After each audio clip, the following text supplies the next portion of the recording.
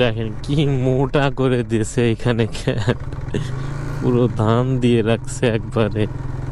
কি করবে, পুইসে পুইসে গেছে একদম ঘর, যে ঘরটা গরুরে খাওয়াবে এরপরে। কিছু করার নাই আসলে।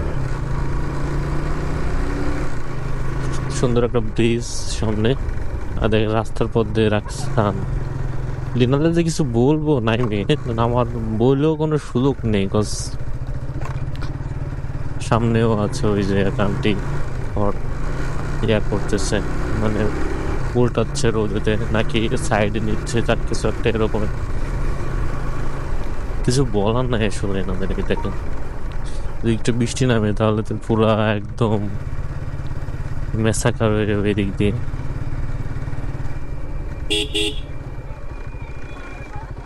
খুবই বাজে অবস্থা।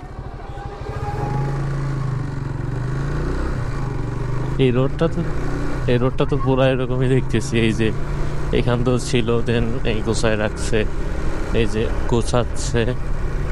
খুবই খারাপ অবস্থা। খারাপ অবস্থা না হয়েও তো উপায় নেই, কজ বৃষ্টির কারণে যে পরিমাণ ভোগা ভুগতেছে, যে পরিমাণ কাটা খাটতেছে এরা, তাতেও তো কম হয়ে যায়।